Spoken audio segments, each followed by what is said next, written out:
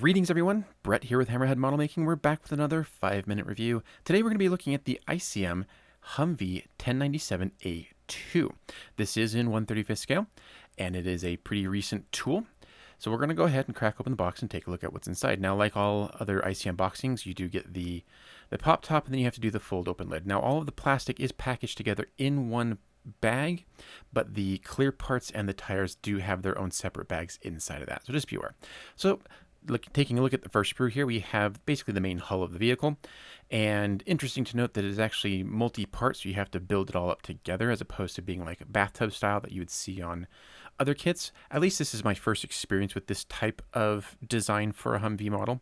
So maybe there's other out there that I'm not aware of, but this is pretty new to me. But overall, my impression is it looks pretty nice and high quality, good detailing. Everything is crisp. The rivets and the bolts and everything all look really nice and well detailed and defined. The parts all appear to be flash free. I think if I would have to level any criticism, it would be that the sprue gates seem a little big on most of the parts, but they're generally attached to parts that would be less visible. So, take that for what it is. You do get this match pair here that comes with like the wheels, the coilover springs, suspension, seats, things like that. So basically like any part that has multiple versions of itself. But again, detail looks really nice.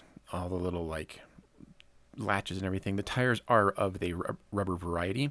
However, they do not have a very large center seam, which I've found to be annoying on other ones. They do not have any like sidewall detailing, like in lettering and stuff, but the tires are solid. They're not hollow on the inside, and they're pretty dense.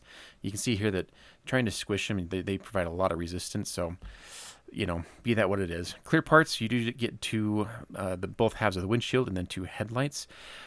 The parts appear clear enough when you're looking directly through them, but like when you catch the light at an oblique angle, you can see there's a little bit of almost like a grain in the clear part. Not sure what's going on there. Decals here, looks pretty nice. Good set of stencils. Interestingly, you do get decals for like the brake lights and the turn indicator lights. So, interesting choice. Looking at the instructions, we start off with a breakdown of all the parts, and then we start with the chassis and kind of work our way up through the engine block, the transmission, suspension, pretty much all the things you would expect on this type of vehicle. So you do the whole chassis first, and then you start working on the body of the vehicle. Build that up. There are quite a lot of decals and details going into the dashboard, so that should look pretty good, all things considered, because this is open top. That would be expected. And then you get the rest of the body put together with the hood, and there you go. You do get two marking options, one for the NATO tricolor camouflage and then one in desert. So my impressions of this kit are it looks nice, it's very simple, should provide a very quick build. Like I mentioned, sprue gates all appear a little big. There's a little bit of a weird texture in the clear parts. Other than that, I think the detailing is quite nice and sharp and crisp.